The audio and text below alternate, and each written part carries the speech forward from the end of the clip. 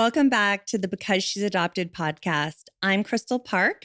And I'm Crystal Redpath. This is part 2 with our returning guests, Nadine McSpaddan and Tina Taphouse, 2 60 Scoop survivors, and their own personal stories of adoption.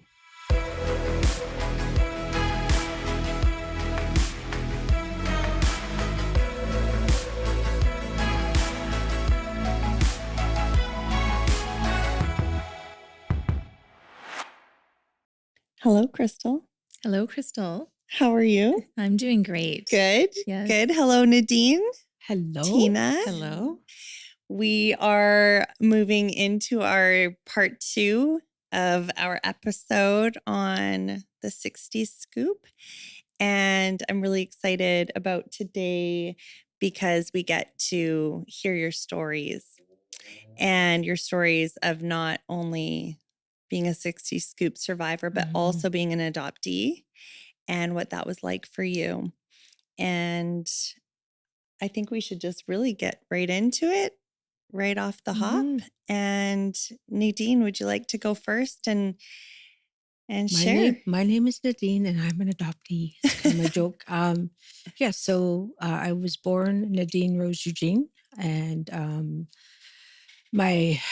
according to the documents I've received from Alberta, I was left in the hospital for 10 days, and that my mother surrendered me up for adoption, and then put into foster care with the McGuire family.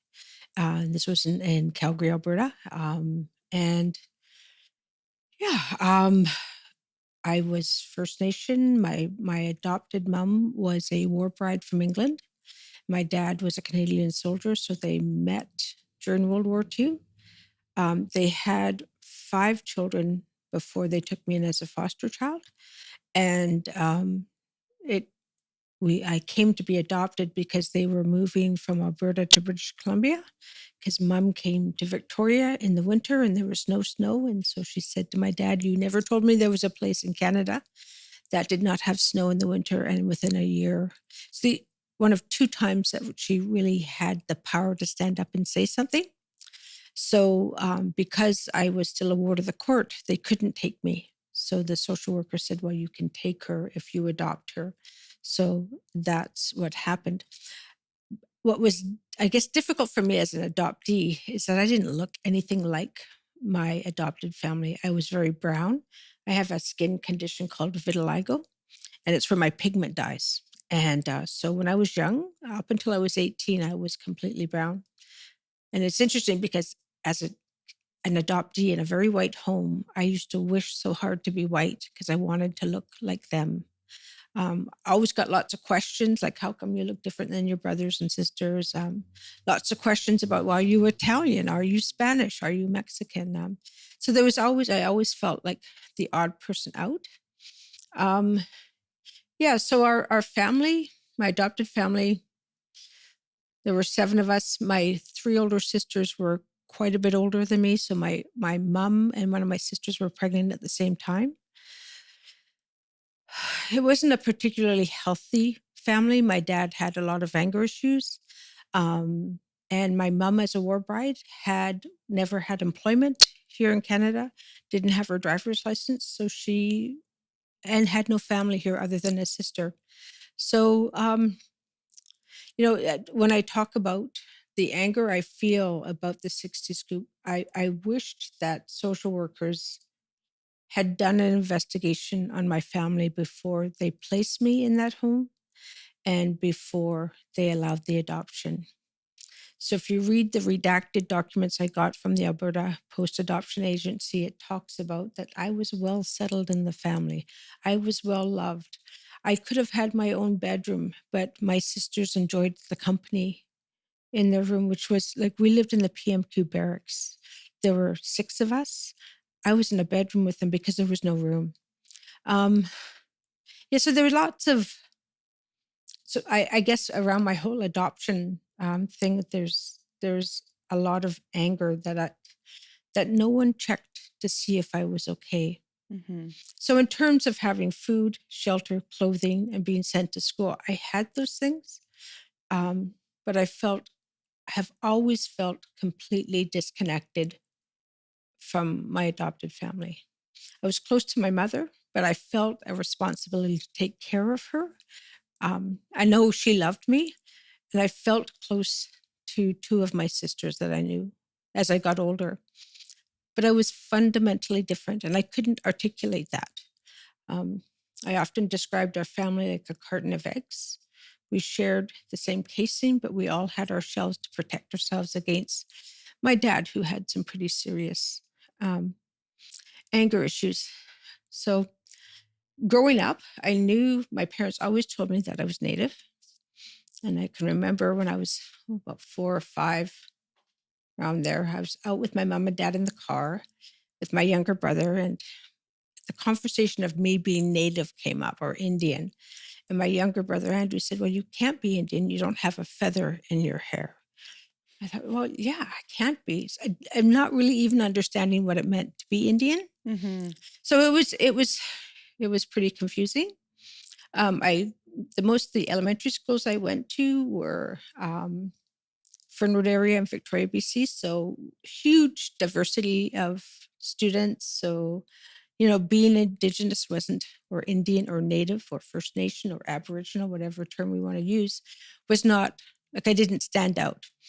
I only stood out when my parents came to the school and they like, wow, that can't be your mom and dad. One, because my mom was, she was 40 when my younger brother was born. So she was 38 when she adopted me. So later in life, I had asked questions about my birth family many times. And every time I brought it up, I felt like it hurt my mom. I think she was afraid of losing me. I think that she thought if I went home and met my real mom, that I wouldn't love her anymore. And I don't think they understood the importance of connecting with Indigenous culture. They had no understanding of that. That was never made clear to them about what it was to be uh, someone who's a First Nation. Right. So, um, and I always felt too that I should be appreciative that they gave me a home, and they and I was, but I just like it just always felt so different, and that I didn't belong. I was the only one in the family, so I have 7 kids who didn't smoke. I was the only one who participated in sports. None of my so like I couldn't have been more different, right? Um, so it wasn't until my adopted mom died when I was about 26 that I felt comfortable looking into who I was. So after she passed, I was going to Camosun College at the time, and I ran into someone who I knew from elementary school who said, you should come to the Native Student Union at Camosun College. Maybe you'd like that. And so I started going to the events. They served salmon. My mother was a British cook. If it wasn't burnt or boiled, I didn't eat it. So I got to go to the Mungo Martin Longhouse that's near the Museum of Victoria. I got to see like masked dancers there. I got to see culture, like live culture, active culture. Wow. So there was an advisor there, Janice Simcoe, who I went to talk to her, and she said, well, you need to find out who your people are. I said, well, I know who my people are. My mom and dad are my people. Because I didn't understand what that meant. And she said, no, you need to find out where you're from. So she helped me apply for my status card. And on the status card is the name of my band. So that's how easy it would have been for me to find out who my family was. When you went to these gatherings, did you feel like you belonged there, or did you have It that gave me a same- longing. Like I saw the connection they had, and I longed to be part of it. I And relate to that. and I wanted to know where I fit. Like I wanted to know, is that what I would have done had I grown up in the culture? Because this looks pretty amazing to me. This doesn't look like the depictions I saw on TV, that we were drunken Indians, no good Indians, the kind of the message that I always kind of felt I was given to me. So yeah, it was going to these events was like, wow, I want to feel something like this. I feel like something is really big is missing in my life. So I got my status card, had my band name on it, and she said, "You need to go home. You need to go and meet your people." And because this is one of my gifts, strengths, and sometimes faults, is that if people say you should do this, I usually, well, maybe I should, and jump in before really stopping and thinking about what I'm doing. So, which is why we came up here so quickly. It's always served me well. So she knew the Shuswap name. She looked in yellow pages, phoned the band office, and she said, here's your chief. Do I call him sir? Do I call him chief? Like it was, and his name was Chief Paul Sam. And he said, yes, what do you want? Like, I don't know. I don't know what I want. And I said, well, I was adopted and I got my status card. And he says, yes, you're a band member. You're part of our community. And I said, wow. And he said, so if you come up here to Invermere, that's where we're located, federal law does not apply on band land. So I can answer any questions that you want. So I did what we do in white culture.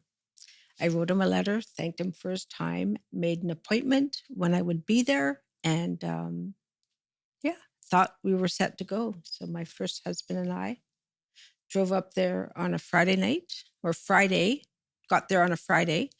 We were supposed to meet him at 1:00 in the band office. We show up at the band office and he's gone out of town. He wasn't there. So I don't know if he didn't get my letter. So the clerk at the office said, well, he'll be back on Tuesday and I'll let him know that you're here. So there we were in Invermere. What do we do? And this was the first time that I was on my reserve in my community, and my husband was white. I had this they're going to shoot him because he's white. Like just all these erratic thoughts were racing through my head. And we went into town to get some coffee, and every Indigenous woman, I thought, that could be my mom. That could be my mom. That could be my mom. And so I had to wait. So my first husband and I, we went to Banff for 3 days, and I cried and cried and cried. And, he was so supportive. He didn't know how to support, but he was just there. Like, what are we doing here? Why are we doing this? What were the feelings that you were experiencing in those 3 days? My head was racing. And because I had in my mind that I would get there and the whole community would be waiting for me. They would hold a potlatch in my honor because one of their lost children had come home, and there would be this sense of unity and just unrealistic fantasies. And so that was gone because they weren't waiting for me, right? And I remember I saw another counselor at UVic because by the time I made this visit, I'd transferred to University of Victoria, and he said, what are you going to do if you get there and your mom's not alive? And I wouldn't even entertain that thought. Of course she's going to be alive. I would know in my heart if my own birth mother was alive. Like, what are you talking about? And he said, I want you to be prepared. And you just don't know what you're talking about. So when we got back on Tuesday, we went to the band office again. I didn't know what a band office would look like. It was just like a house. Sat down in his office, and he said, introduced himself. I introduced myself and was polite. This was the chief? The chief, yeah. And he said, so what is it that you want to know? And I said, well, as I said on the phone, I'm an adoptee, and I just want my birth mom to know that I'm okay, and I want to know the same thing about her. And he said, she's dead. She's not here. She's dead. I was lost. I didn't know what to say. And I burst into tears.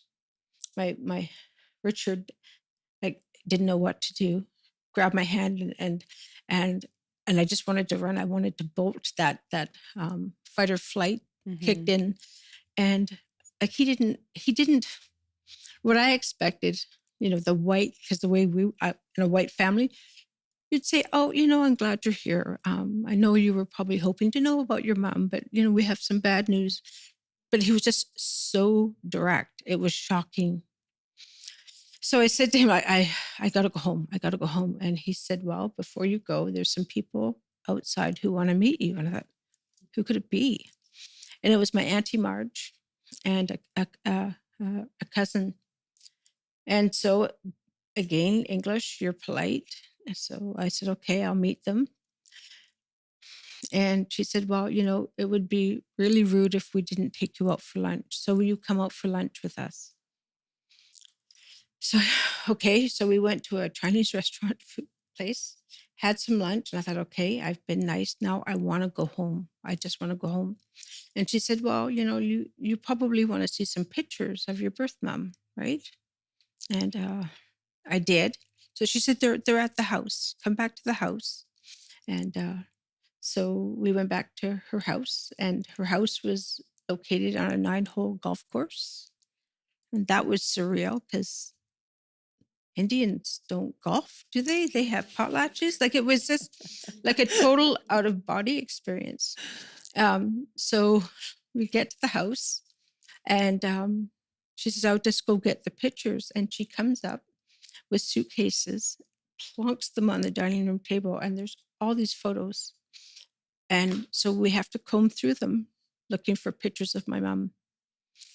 And I just, like, it was like, this has got to be a dream, right? So she found some, and I looked at her and I thought, wow, but she's dead. Like, I couldn't grieve. I couldn't grieve in front of her.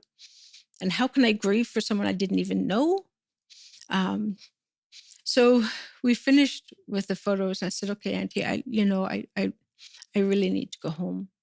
And she said, "Well, let me take you up to the graveyard and let me show you where your mom is buried. Would you like to do that?" And so off we went to the graveyard. And I don't know if you've seen an Indigenous graveyard. They're not like what they're very hands-on, our funerals. And there's a mound, and there's a jar, a glass jar, and a wooden cross that had her name on it. Like, and there was my mom. Like, and in the jar was a picture of my half brother Patrick and my mom and her husband. And like, I just sobbed. But again, I didn't feel comfortable crying. Like, how can I cry for someone I don't know? How can I cry for someone I don't know in front of people I don't even know? And so I said, "Okay, well, we're done and it's late. We got to get on the road." And she said, Rose, because that's what my name was at the time, she said, "Your uncle has been looking for you, and your uncle knows you're here. We all knew you were here. He wants to meet you. Can you please come back to the house and wait for him to get off work at 8 o'clock?" So we went back to the house, and I waited for 2 hours for him to come home. And his name is Ox. She built up all these stories, "Oh, it's hockey season. Don't interrupt him while he gets really mad during hockey game. And if his team loses, he'll get," using humor, right? Because that's who she is. And so by the time he walked in the door, I was about to pass out, and he came in, and like, it was so hard.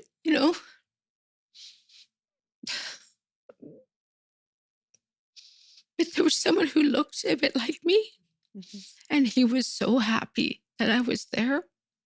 So he sat down on the couch, and my auntie and my cousins gave us some space, and Richard sat there, and he's like, "Get me the hell out of here." Like, I felt for him because he was not prepared for what was going to go on. So we sit, and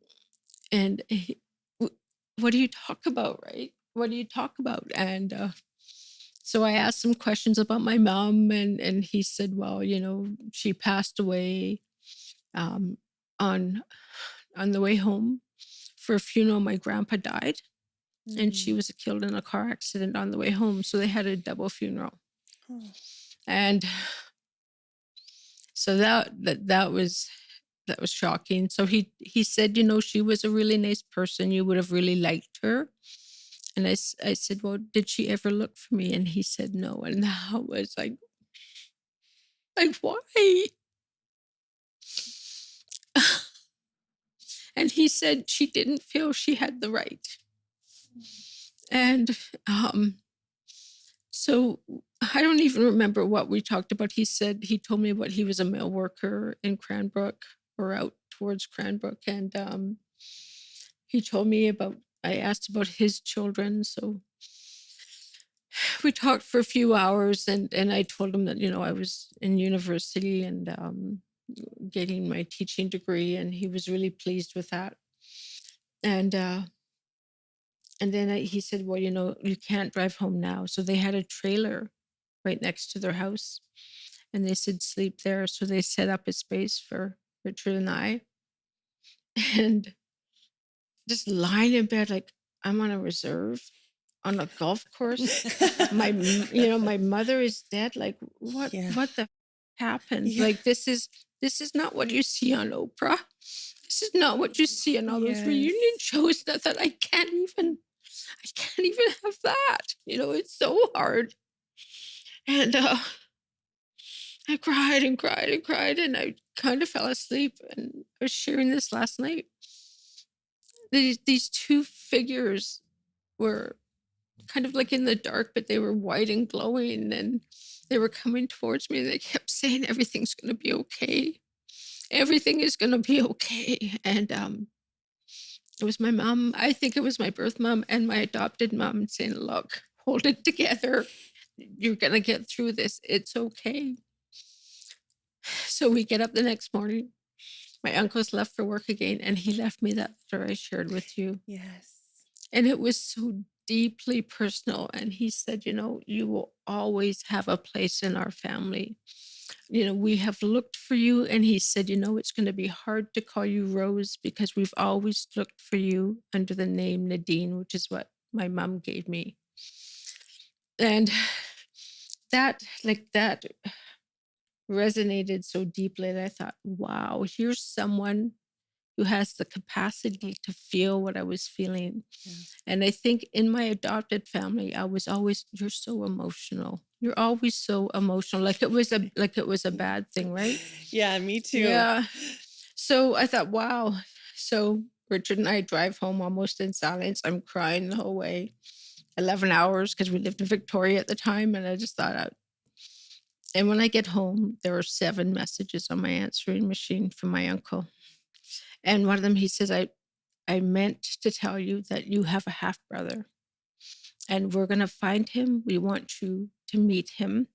And we want you to stay part of the family. And so he kept phoning in. We just want to know you're home safe. And then, Oh, wow. so that was kind of the beginning of the journey. And then about, I don't know how long after, I got Patrick's number. So he says, just phone him. But does he know I exist? And he'll be happy to hear from you. So Patrick had not been home since my mom's funeral, right? So he was 12 when she died. So I phoned this complete stranger and say, I might be your sister. And I said to him, did you ever want a sister? And he said, no. And he was honest. He said, I wouldn't have wanted to have to share my toys with someone. Oh. Like he had, and he was at that time not in a dark space. And so it was a really rocky start. And again, it was because none of us had that support of what should have happened during these reunions. So he and I kind of lost touch for a while. Then a few years later, my uncle calls and he said, oh my God, he said, Nadine, Rhoda, you have a sister and she's coming home. You have to come up. And so my mom, I've learned about this sister.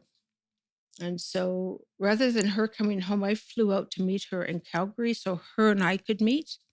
And just like I could prepare her, like share some of my experience so that when she wandered onto the reserve and had these fantasies.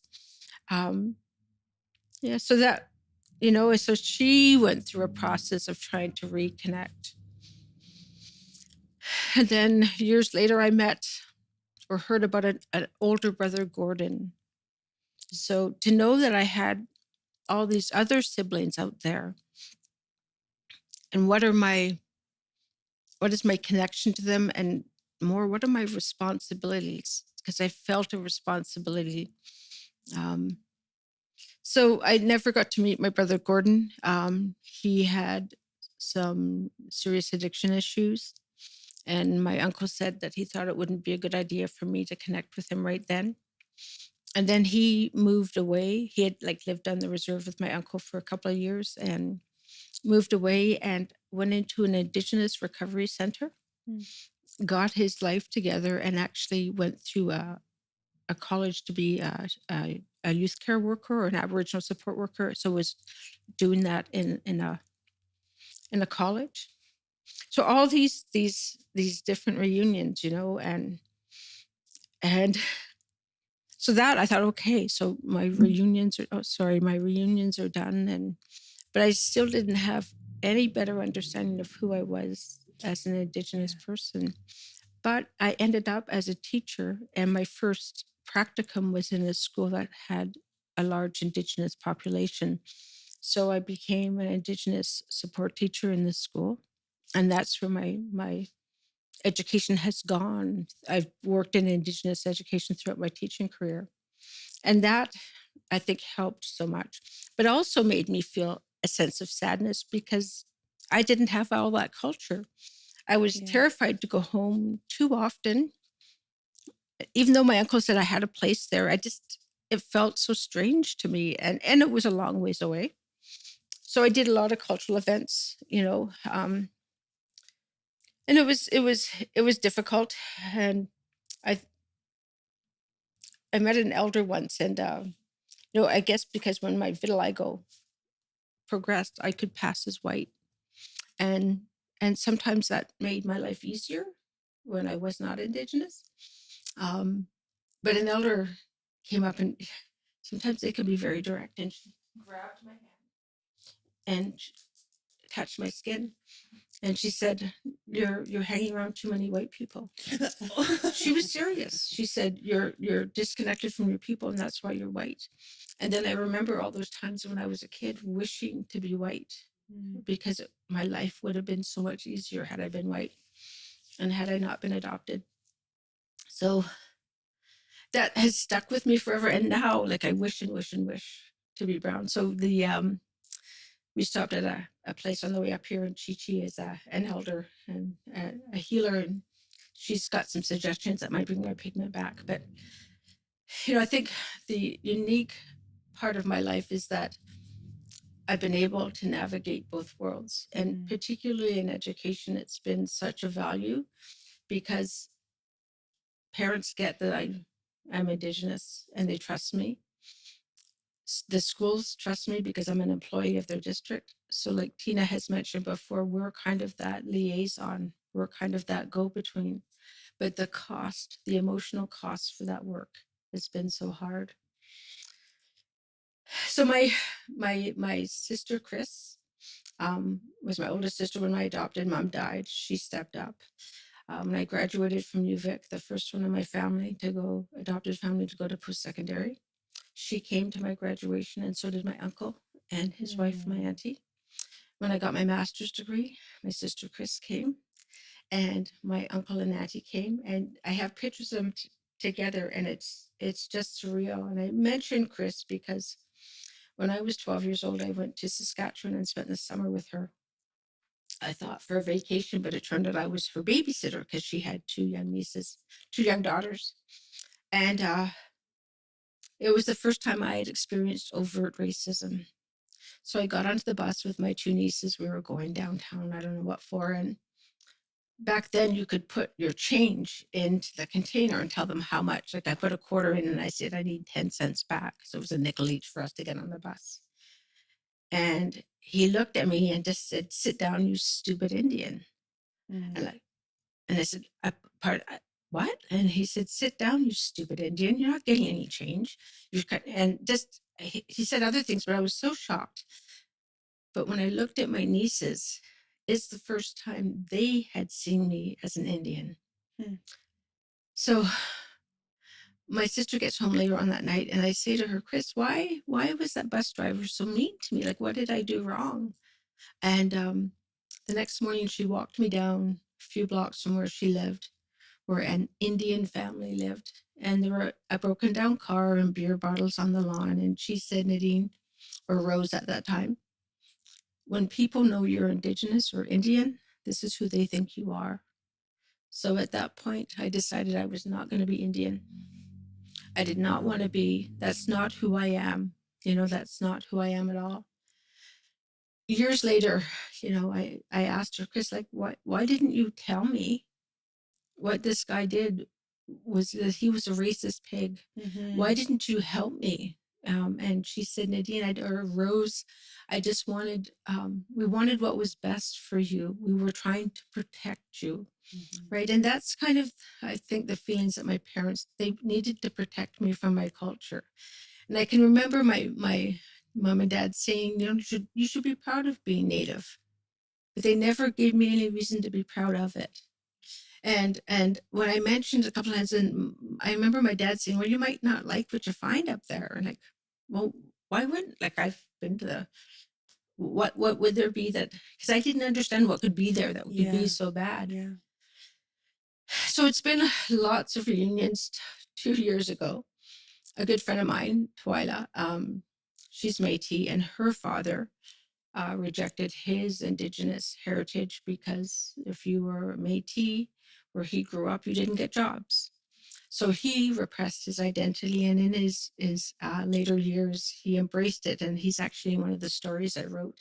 So she said, well, you should just, because my adoption record said my father was a Manitoba Indian. He had served in the armed forces and didn't know that I existed. So she said, you should just write and maybe find out, what nation you're from in Manitoba. Find out the other part of who you are. So not thinking about what could happen, sent off the DNA kit, get it, open it up, the results, and it said that I had I logged on. You share some DNA with the person, and not like I don't know anything about DNA kits, right? So I sent off. He says you can message this person. So I says, hi, it looks like we share some DNA, and I get this message back about 10 minutes later, and it's from my stepmom Maxine, and she said, I think it's more than just share some DNA. I think my husband is your birth father.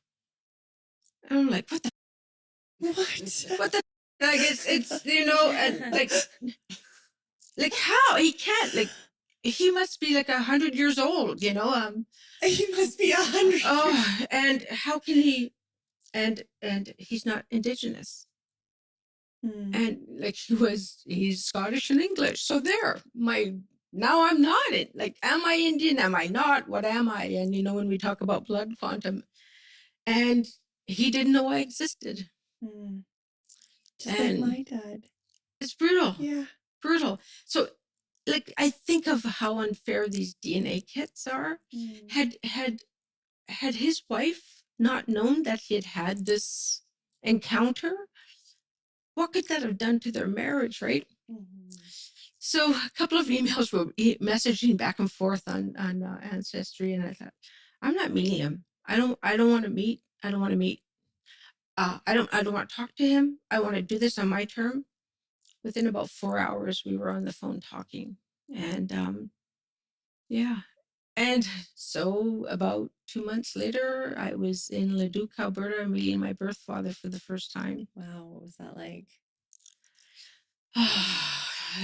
Just part of me kind of wishes that I had said, you don't have to do this, and didn't for a while. But I felt an obligation. As an adoptee, I felt always an obligation. I'm glad I did it. We're very different people, but we look alike. We have the same jaw lines and mouths.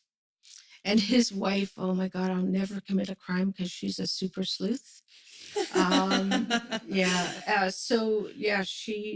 She had Googled me and gone through all my Facebook stuff and like, so she knew everything, right? And she was thrilled. She was thrilled.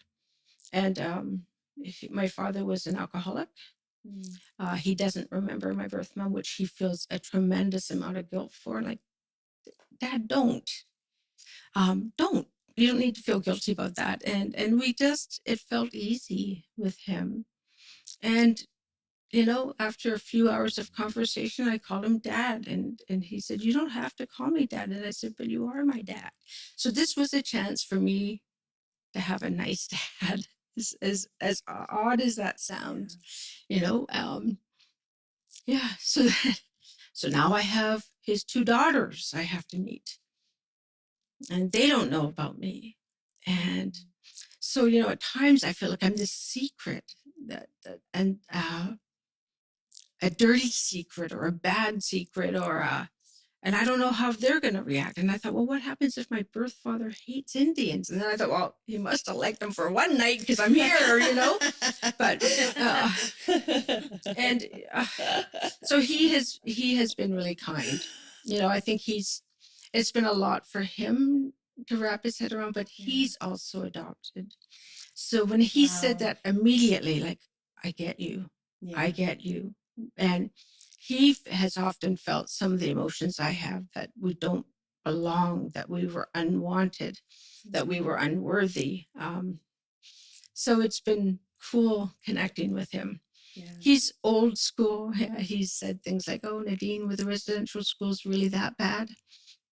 Because he wasn't taught it, right? And I said, "Well, yeah, Dad, but you don't, at 87, 86, you don't have to worry about that now."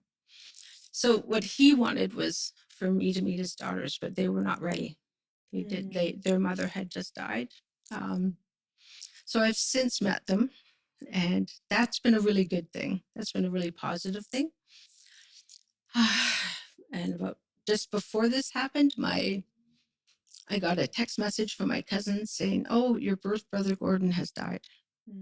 Like in a text message. Blessed him. But so what do I do with this information? So my uncle and I are talking, and he said, "You need to find out who his family is. We need to connect with them." So I've since met his adopted sister, and I've had to meet her, not have to, I've met her and her family, who have memories of a brother who I don't know. So it's, when we talk about the 60s scoop, so if I were just to do like a web of all the people that my adoption has affected, and the lack of support that I had in all these friggin' reunions, and I think, I had thought that maybe I would leave teaching and get involved with 60 scoop survivors to help them go home for the first time, because it's traumatic. Whether it's good or bad, it stirs up so much emotion. And when I look at my adopted family, like, I love my mom and I love my sisters. And I went to people, asked for help, nothing was done. So there's another message. You don't matter enough. It's all in your head. So I am angry. I am angry that I wasn't important enough to the government to make sure that I was safe. And I think if anything has come out of this, is I am now able to say I am worthy. I deserved better. And I want to hold our government accountable for what happened to 60 scoop survivors and to my mother. So my understanding is that my uncle knew she was pregnant, and she had already had Gordon taken away. And at that time, social workers would say to them, "You're an unwed mother. You can't take care of this child. You don't have the resources. We'll find a great home," And so a lot of Indigenous women were guilted in or even coerced into giving us up. Yes. Yeah. Yeah. And so, you know, I hold someone in government needs to be accountable for that too. Mhm. Because I think of when you mentioned it was your birthday, every birthday I have, I think, what was it like for my mom to deliver me and then Yeah. have nothing to do with me ever again? You know, what was that like? Yeah. And she did it 3 times. Like, how? Yeah. No wonder why she had, you know, she had issues in her life. The Yeah. trauma she experienced as a residential school survivor too, you know? Yeah. So this is what Canadians need to understand. It's just more than we were taken away and put into white homes. It's all the layers and the Yeah. impacts that are so strong. Yes. Yeah. Wow. Thank you so much Yeah. for sharing your story, your experience. Mhm. And my goal is to write Mhm. about this. And you know, where did my strength come from? How did I make it to university? I didn't graduate high school. You look at all my report cards, my mom and dad were not involved in my education as a kid. Because not because they didn't care, they weren't highly educated themselves. Yeah. They had 7 kids they were trying to raise, and I was the 6th child of 7. They weren't involved. So something drove me to go and upgrade my, from grade 8 math, I had to upgrade from, you know, to get my teaching degree. Mhm. So there's some strength there, and that's why I'm here now. And I think that's why I'm alive. I've often wondered, had I grown up on the reserve, where would I be now? And honestly, I don't think I would be alive. Mm. Yeah. Why do you say that? Addictions in my community Mm. were, my uncle and aunt were alcoholics. My mother had a drinking problem. You know, lots of family members and community members have serious addictions. Mhm. You know, when you talk about intergenerational trauma, when you have generations who've gone through residential school who were not nurtured by mothers and fathers and aunties and uncles and grandmas and grandpas, like they would have been prior to contact, they were not hugged and loved. The only experience they had of parenthood were by nuns and priests who weren't there to love and support them, but were to eradicate their identity. So our community was not healthy enough. And I don't think I would have had the strength to resist drugs and alcohol and other things that have gone on. And I think our communities are healing. I think it's a long road. And my goal was always to maybe move back in my community at some point, but I have trepidation because how do I fit? Mhm. You know? What would you say to an adoptee who has that desire to connect to their community? Go slow. Go Make slow. sure you have a counselor who understands about adoption, and you know, if it's Indigenous, it's certainly very different than a non-Indigenous family. But get support, get lots of support before care. Make sure you go with someone who can support you during, and lots of aftercare. Yeah. Because even now, like I'm 62 now, I went home for the first time when I was 30. It's been hard. It's always hard. And I go to now our cultural events, and I no longer say I don't belong. I go in there and I make myself go on my own because I have a place there. That place was taken away from me. I had no choice, but I belong there. So, you know, adoptees just, you know, we have this hope that these fantasy reunions like you see on TV a lot, like Oprah did tons of them. It's not always the case. And be respectful. Yeah, be respectful. Like understand what you might be unearthing. Yeah. Yeah. I know Kristal and I have chatted a lot about when we found our birth mothers and how young we were and how we really could have Yeah. used some therapy and some support through that. And it's very similar to adoption. You know, everyone says, oh, you should be grateful, but they don't acknowledge the loss. Yeah. But even with reunion, they think, oh, you found your birth mother. That's wonderful. But it doesn't come without a cost. No one does too. the 3 month, 6 month, 12-month, 3 year down the road episodes on Oprah, right? And yeah, It's a long road, and Yeah. it's not, you know, for Kristal and I, we have different experiences, but challenging, really was quite challenging.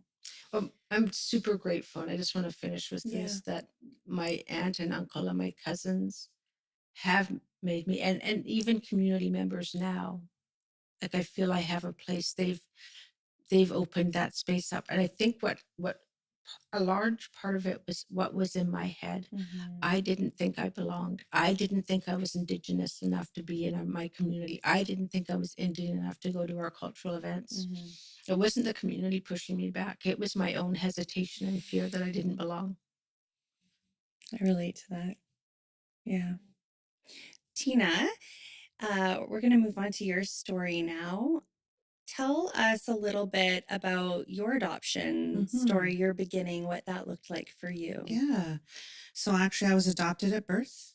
My mom had me down in Vancouver.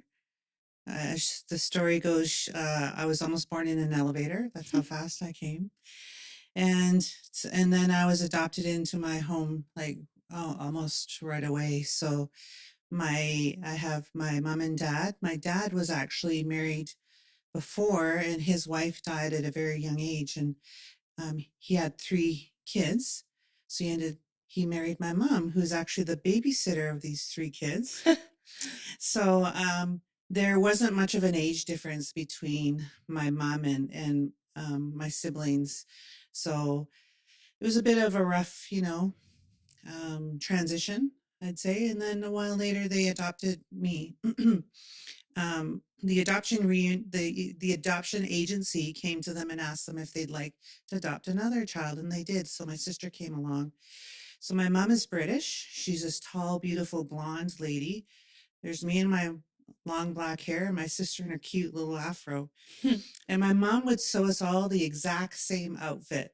So if you can imagine, I was showing Nadine some photos last night of a plaid Christmas dress with red ribbon, and my sister and I having it, and then my mom having the exact same one, or light blue culotte pantsuit in the 70s. And we would go strutting down Langley, and people would be looking at us. I'm like, why are they looking at us? But I get it now. So yeah, my mom was very proud to be a mom of my sister and I. But there was there wasn't a closeness. I know my mom loved me, but there was also like a disconnect.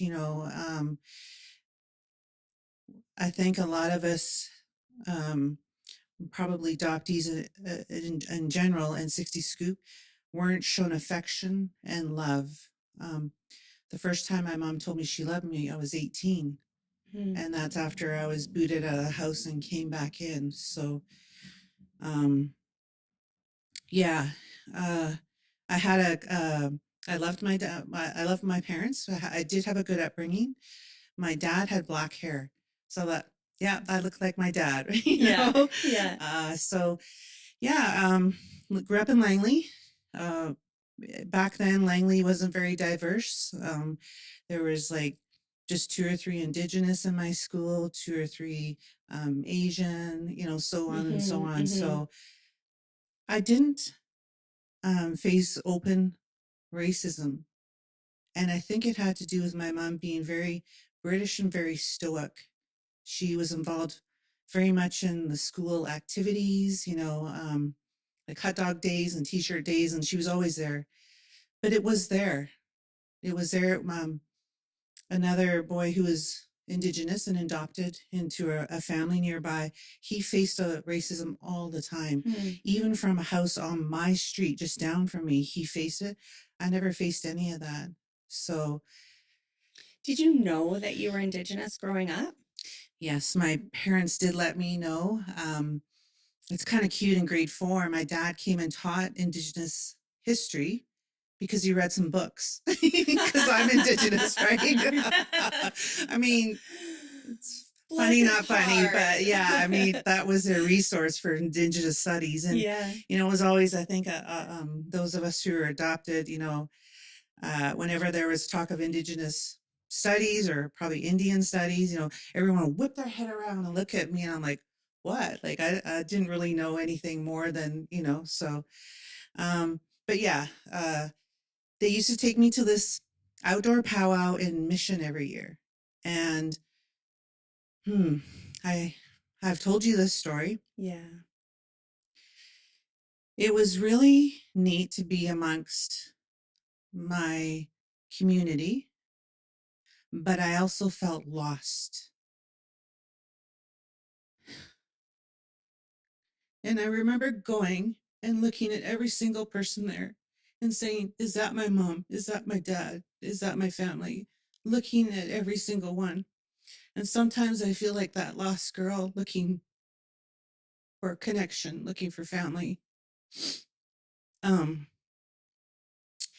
then years later, I found out my dad had actually attended residential school on the Mission, St. Mary's residential school, where the powwow was attended. And then, in fact, both my mom and dad had attended that powwow. Like, they weren't together, but they had attended. And I don't know if it was at the same time, but just to know that, you know, we could have been there at the same time. A couple of years ago, I was going through a whole bunch of photos, and there's a photo of me holding my son. My eldest son, he's about a year or two old. And then I was very happy to be in the circle in the powwow, and one of my friends was with me. She's not Indigenous, and I had on this like blouse with like green and polka dots, and I had shorts on that were pressed and pleated. Like, I was very white. I was very city.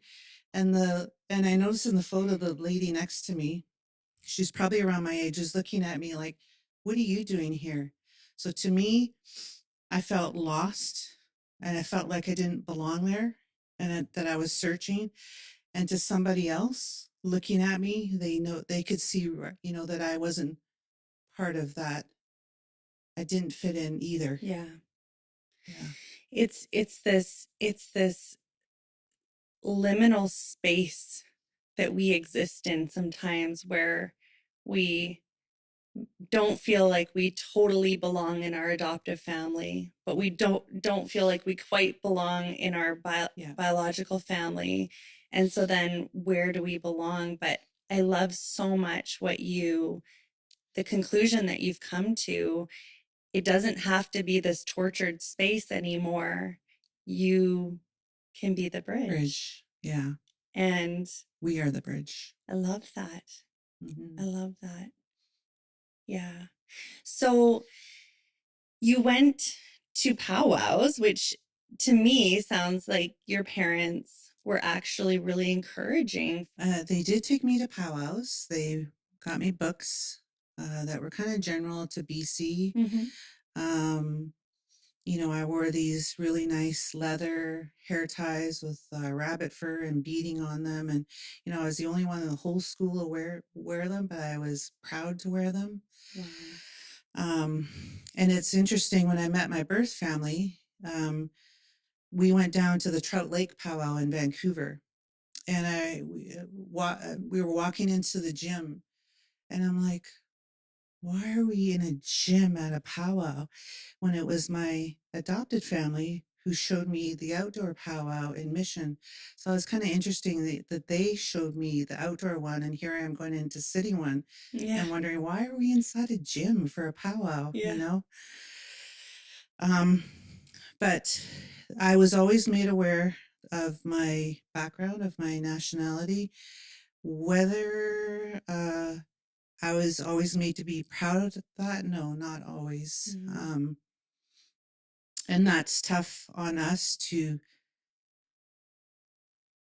I was called a squaw by a family member growing up, and I thought, I am. I didn't know any better that I wasn't. She doesn't remember calling me that, but just things like that, things that I've faced over the years for being Indigenous and being questioned and being criticized, and not having grown up in my family and culture and community, I often didn't have the answers as well. So When did you start to make the journey back to really connecting and embracing and finding a community that you could feel connected to? My birth father found me in 1994. Really? He was looking for you. I received a call out of the blue from the Adoption Reunion Registry. And as soon as she said, hello, my name is so-and-so from the Adoption Reunion Registry, my heart stopped. And she said, your father is looking for you. Back then, you could go onto the registry, you could put your name down, and if the other person that you're looking for was on there, you could make a connection. He put his name down there, and I wasn't on there. So he paid more money, and then they found me. So they asked me, would you like to meet your father? Would you like to get to know him? And I said, sure. So this is back in 94, no computers, How old are you at this I was time? 24, 25, Okay. 26. Okay. And so we wrote letters. I still have the first photo he gave me of his family. He had 9 kids. And Easter weekend of 94 is when we met. My dad came to the door. I had a big sty on my eye. That's how stressful reunions are, Yeah. And to this day, I've never had another one again. But when I answered the door, I had everyone who met me that day had a big sty. Anyways, it was one-on-one, my dad and I, and it was beautiful. I love that it wasn't recorded. I love that it was just him and I hugging at the door, crying. Yeah. We went upstairs and we talked, and then he took me out to the Musqueam Reserve out by UBC, and I met all of my brothers and sisters, and I went to my first Canucks game. So it was a very beautiful experience. The Adoption Reunion Registry gives you pamphlets to say that there's going to be a honeymoon phase in the very beginning, which there was. He would come down in his van with, all of my siblings, 9 kids, and he'd drop off 2 or 3 kids for 2 or 3 days. And in the beginning, it was just so fun to hang out with my brothers and sisters. Some of them were around my older son's ages, so they had kind of all mingled. But after a few years, and this is really hard to admit, I felt myself different than them. There wasn't that closest, and I felt different from them, that I felt myself that I was better than them. And so I kind of I distanced myself from them so much that they didn't really come down. Like, my dad wouldn't let me know he was coming down, or I didn't really see my brothers and sisters. And it wasn't until 2 years ago that I realized that I had been properly assimilated. And that's a really hard thing to openly admit. I could keep that to myself and no one would know, but to me, it's a healing to openly admit, to say, I thought of myself as better. And I know some of my family could see that in me. They see that I thought that. My father has since passed away, and I wish I could tell him I'm sorry. But I know he knows. I know he was never held any bad feelings towards me. And I don't feel a part of that family sometimes, but we're kind of making steps, some of us, to get together and reach out more. So, but there are times when I feel in the middle, when I don't belong with the family I grew up with, and I don't belong in my birth family. And that's a really hard place for us to be. I'm not the only one. A lot of my brothers and sisters feel the same way. That feeling of being lost and being in the middle and not being accepted by either side. So it's been a long time finding our place and acknowledging how we were, and acknowledging like the hurt that I've caused and the hurt that's been caused to me. So every time I shed a tear, it's a form of healing. And so that's why I like to do talks and presentations and let people know that, what we went through was very traumatic. And that, a lot of us are still on our healing journeys and they need to find their way. But in a way, for all of us to be talking about what we've gone through and for others to see, I can relate to you on that. There's been conversations the three of us had. We can all relate to the exact same thing. And, we're all different ages from different backgrounds, but we all feel the same. So, Yeah. I love that connecting point for all of us. mm-hmm. What would you say to somebody who has recognized that they were assimilated? What is the next step for them to move forward in that? That's a huge step in itself, to realize that you were, to openly admit, and to just realize that you're human. I mean, you were brought up one way to think that way about Indigenous people. But going home, we feel when we go in our homeland, when we meet our family, it's because our ancestors have brought us there. Our ancestors have brought us here today. And we can feel connected and we can talk and begin the healing. And so it's going to break the cycle for our kids and descendants and so on and so on. It is going to take a while. But, you and I have talked about this, how our kids are proud to be Indigenous. Yeah. The kids you've taught at school are learning more and, want to learn more. So that's a huge step. Yeah. It's also a small step too. So, but I have faith in our educators and faith in our youth. Yeah. And the next generation that's coming up and being an example to them. Yeah. Yeah. We get to do that. Yeah. We get to be that. Yeah.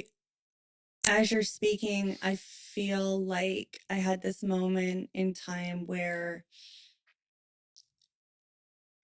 I realized, and I don't think I named it assimilation, but where I felt really pissed off that the government tried to do something to my grandmother, to my mother, to me, and that it was intentional, and that at one point in my life they won, or what it would have looked like they achieved what they had set out to do.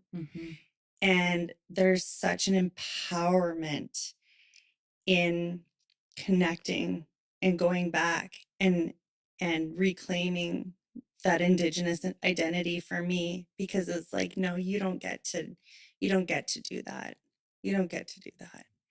And sitting here today is a part of that for me too. I mean, we've both discussed how we feel drawn or pulled somewhere in a certain direction. And I know it's our ancestors helping us out.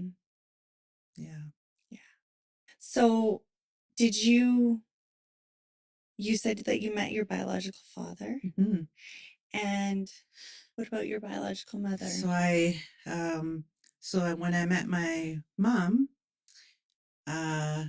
both of them are from Lillooet, and through the magic of Facebook and such, was connected to a cousin who got the info for my mom.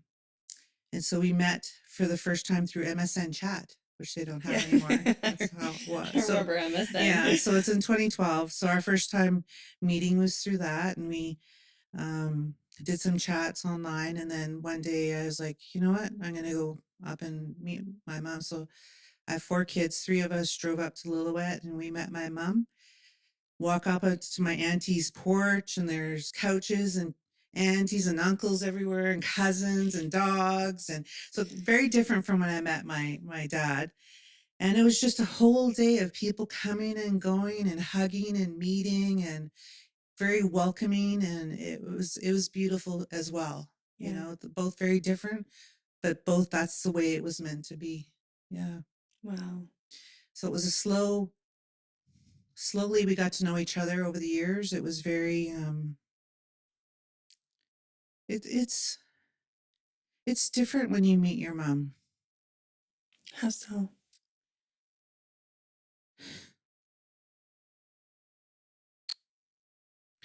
When you learn why you were given up for adoption, the sacrifice she made to give you away so you wouldn't have to go to residential school. When I myself, I'm such a proud mama bear of all 4 of my kids. I could not imagine having to give them up so they wouldn't have to go to a certain school.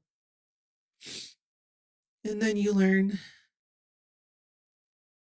she never really talked about her time there. But when she gives up her daughter, you know, it wasn't very good. Yeah. Yeah. So she also worked there at the Kamloops Indian Residential School. And to this day, I never asked her what she did. And it's probably best that way, that I don't know what she did. But it's been quite the journey. She was also at St. Joseph's Mission Residential School in Williams Lake, which has also been in the news. And she was part of a pipe band there. And it was, you know, a Scottish pipe band. They had their bagpipes. And what they did is they toured around Canada playing bagpipes. Why? It was to show how well the residential schools were doing at assimilating.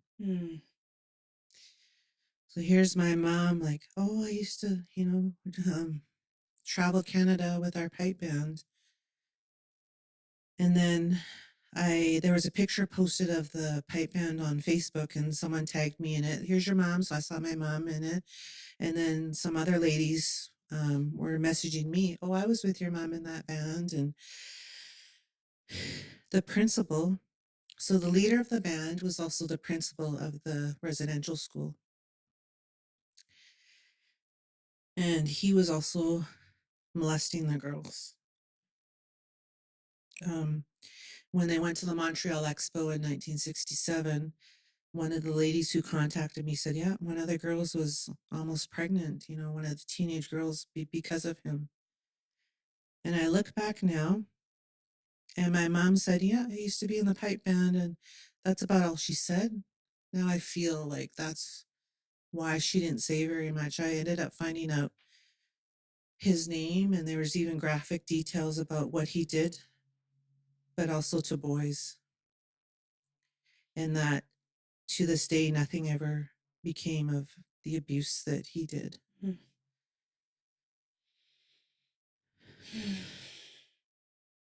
My mom and I developed a really close relationship. I mean, she lived in Skatine. Skatine is approximately 50 kilometers down a dirt road from Mount Currie being not far from Pemberton, Whistler. And so 2 or 3 times a year, she'd come down and hang out with me and the kids. And it was so cute. Like sometimes I'd say to the kids, oh, let's go get some groceries in town. And then we go pick up my mom at the bus depot, you know? So we developed a really close friend, and it didn't come fast and it wasn't easy. It was a kind of a cautious, slowly getting to talk and getting to know each other. And then we became I have myself and my 4 kids. We became a family of 6. Like, we were all so close together, and they loved their grandma, and we were always talking on the phone with her. And in the summer of 2021, she came and stayed with me. So this is 215 was May of 2021. And I decided that I was going to create an orange shirt design for Orange Shirt Day. And so people were wanting them for Canada Day. So I was busy making some, and my mom was sitting beside me in her little armchair, and she'd watch me making the orange shirts. So she was with me for 2, and this is during the heat dome of 2021 too. So it was, really difficult time. When she left, her health just really deteriorated. And keeping in mind, this is during the pandemic. She ended up in Lionsgate Hospital in the ICU. And you could only pick one person to come and see you every day, and she chose me. Within our community, if someone's in the hospital, family comes from all around. And we kind of take over a waiting room, and there's water bottles and snacks and drumming and singing, and people are going inside out of the person's room to help with healing. And it was weighing on me to be the only person. It was an honor, and it was also weighing on me because none of her brothers and sisters could come and see her. I learned then that hospitals have support workers for Indigenous people. So they'll come and sit with you if you need. They'll come and advocate for you if you need. And yeah, they helped me do a cedar brushing ceremony for my mom. And then we couldn't really find out she ended up in ICU, and we couldn't figure out what was wrong. The doctors couldn't figure out what was wrong. And it was Thursday, and they said, well, we can do this test on Wednesday, but even then it will be a few months to figure things out. And my mom said, you know what? I want to be with my husband. It's our anniversary today. And her husband had passed away in 2008. So then the process for end of life started. And I held the phone for my mom while she called her brothers and sisters, while she called some nieces and nephews. And that was very difficult to do. And then some family were allowed to come then. So while they were coming, after we'd done all of our phone calls, it was just my mom and I in her room, and 1 or 2 nurses. And my mom said to the one nurse, she said, where are my dentures? So the nurse went scurrying over, and she found them, pulled them out. She goes, here they are. She goes, good. My husband doesn't like me toothless. So she was accepting, this is her journey now. Yeah. And she was happy to see her husband. And it kind of set, a really, a sense of relief for me to know, she was accepting all of this. Family came in and out all that night. When the last person left at 5:55 a.m., it was just me and my mom. At 6 is when my mom started her journey. She chose to only have me in the room when she started her journey. And for the first time in my life, I sang the Woman's Warrior song to my mom after she passed.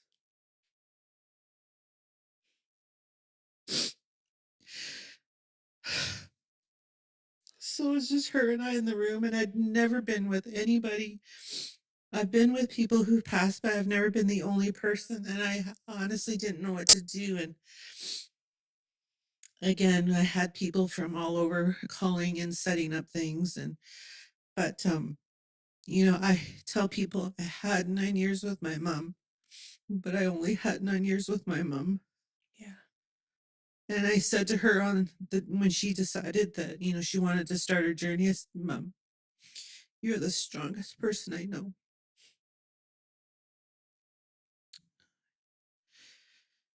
So I'm very blessed that I got to have my time with her. I am very blessed to got to know, because not everybody got to spend time with their mom. I have Nadine and many other brothers and sisters who did not get to spend time or meet their moms. So, and to learn, what she'd been through when she was 8. It was just her and her dad, and her mom passed away. And her dad didn't know what to do with her, so he sent her to residential school. And when it came time for spring and summer breaks and Christmas breaks, he was busy working. So she floated around from home to home, and she actually had the nickname Lost Child. Mm. So it became clear of, why she made the decision she did to have put me up for adoption. Mm-hmm. Mm.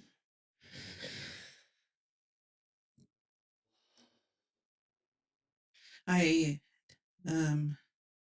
my adopted family, my dad was married before, Mm-hmm. and his wife passed away from a staph infection. And so he was left with 2 sons and a daughter.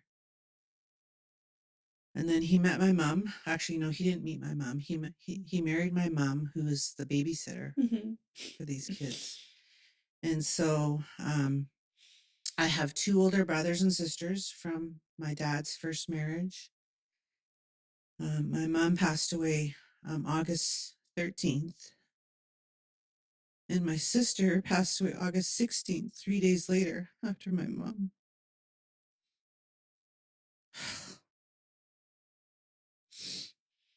She was such a great big sister. I miss her a lot too. Mm. Yeah. So much loss. Yeah.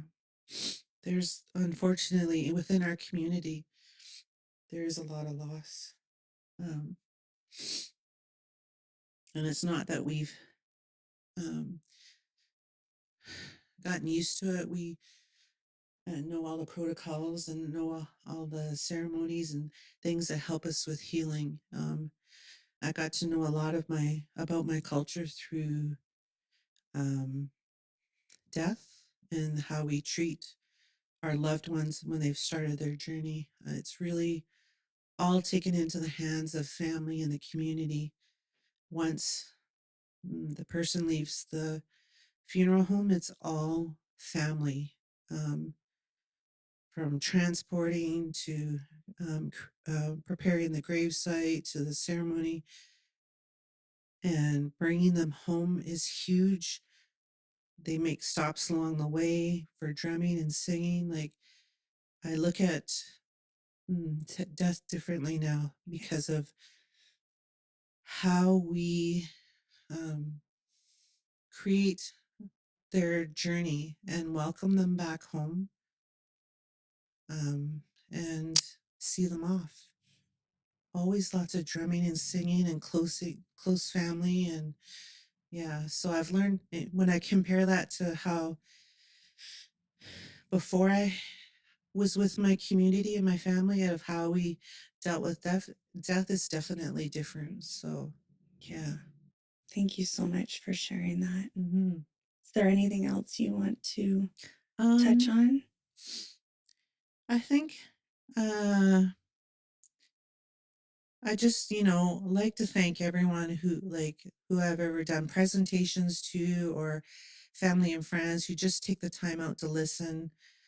For the longest time, we couldn't talk to anybody. There was no one that could relate to us. And even now, you guys can't relate to us, but you're listening. And through our talks, we're able to heal more. And sometimes when I'm doing my presentations or talking or doing sharing circles, I learn more, and I understand more of the process and why I'm going through everything. Even being here today, I was guided here today. We were guided here today.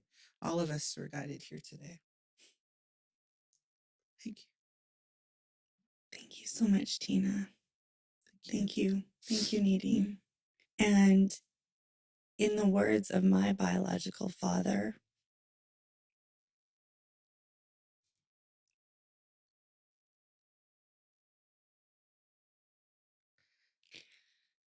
I honor your tears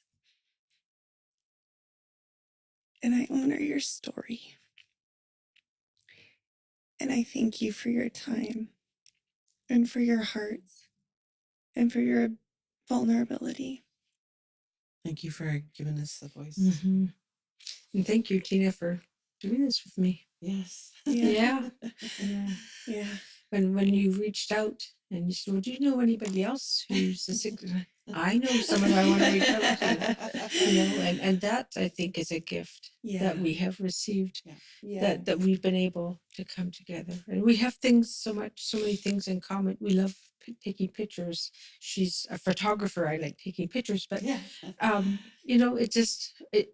I've made friends through the 60s group network, and I think I think we're a growing force. Yeah. I think I'm starting to see a change and a resurgence of like, hey, we're here.